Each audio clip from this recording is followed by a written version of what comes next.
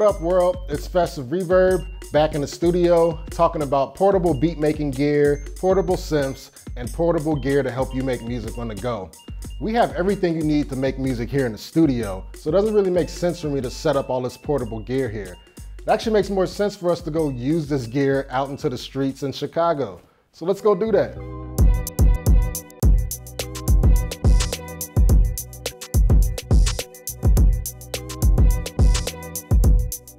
Another thing you want to consider when you want to get the perfect audio when you're recording your jamming on the go, when you want to make that perfect video for your Instagram or your YouTube, you got to get an audio interface, whether you're recording with your cell phone or you're recording with an actual video camera. For this video, we're tracking with the Zoom H6, but when I'm out shooting with my cell phone, I use the Roland Go Pro interface. This interface connects directly to the iPhone, and there's lots of other interfaces that can work with mobile devices as well. Just make sure that it's USB class compliant and you have the right cable or adapters.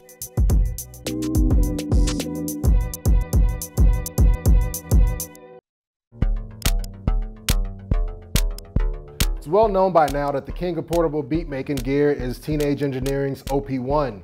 Teenage Engineering has been bridging the gap between toy and instrument since they created the OP1. This battery-powered groove box and sampler has been popular for well over a decade and arguably defined this entire category of portable production hardware. It has an amazing synth engine, sequencers, and a 4-track reel-to-reel tape-style recorder.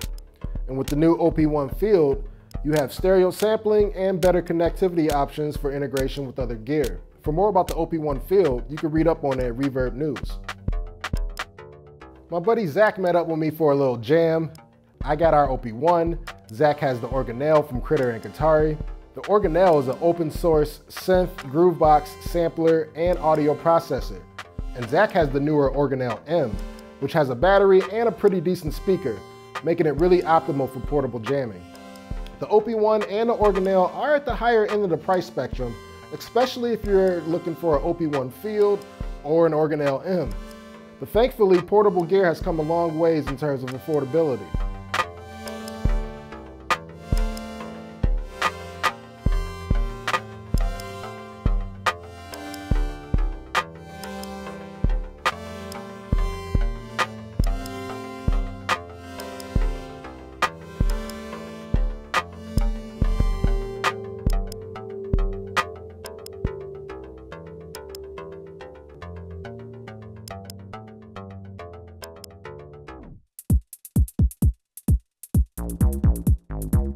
Just recently, Roland expanded their Aira line with the T8, J6, and E4. All of these devices have internal rechargeable batteries, and they're all made for portable jamming. With the J6, there's a lot more than what meets the eye. It's a Chord sequencer that has the same engine as the Juno 06A without all the patch design parameters aside from the filter, envelope, and effects. Best of all, the J6 is a bona fide songwriting tool with hundreds of chords built in based on genre style. And you can program your own chords up to 4 notes per step.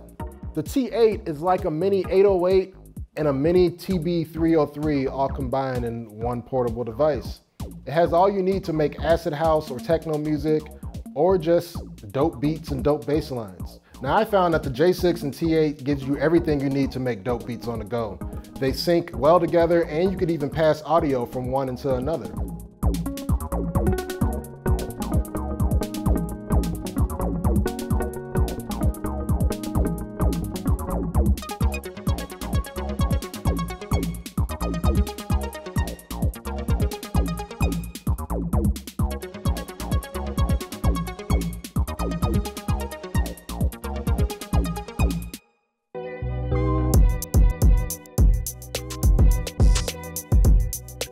And speaking of Roland, you can't go wrong with the new SP404 MK2 or any SP404, as they all can run on AA batteries. The 404 was made for portability, especially if you make sample-based music. I know I definitely always keep my SP on me, especially when I'm traveling or just riding public transportation. Never know when an idea might pop up. And the new update for the MK2 vastly expands its sequencing capabilities, making this an even more powerful workstation.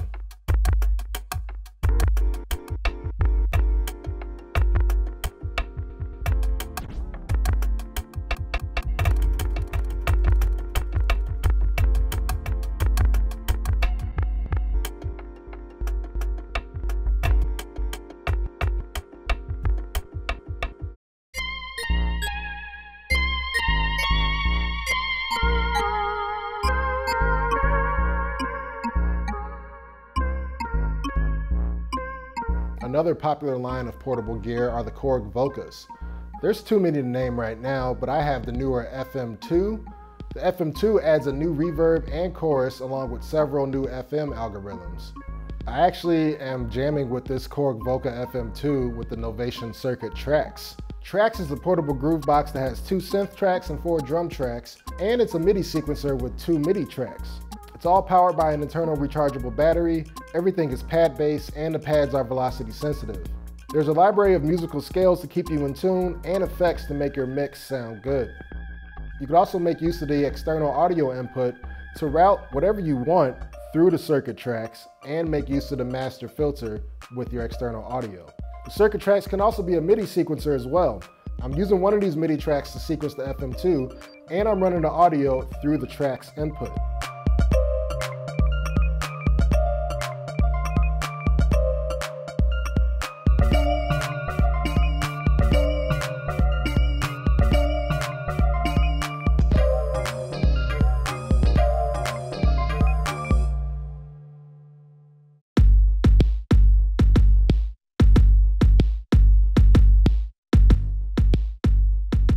So what if you have some gear that isn't necessarily portable, but you want to have it out when you're jamming in the wild? Well, if the gear is DC powered, you could use a ripcord by MyVolts. With the proper ripcord, you can use a USB power bank to power up your gear. Now I enjoy using this Boss MC202 looper with pretty much everything. So I brought that out, and it's not made to be portable, but luckily it's DC powered. So I could use this 9-volt ripcord and hook it up to this battery pack, and voila, it works.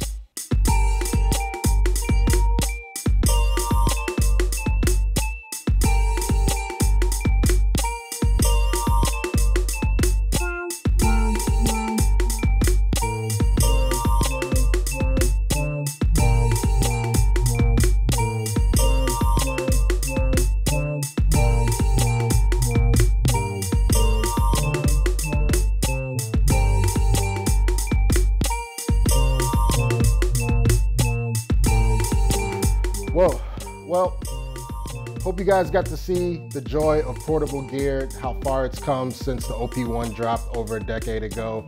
There's lots of tools out there to actually help you get creative outside of your comfort zone, whether it be on a train or in the park, wherever. That was fun. I hope we could do that again and actually get out of the studio. Sometimes you just get lost in your thoughts in here. So that's all we got for y'all today. If you want to know more about portable gear, be sure to click the link below and read up on it at Reverb News. I'm Fess Grandiose, signing off of Reverb. Stay safe and keep creating. Peace.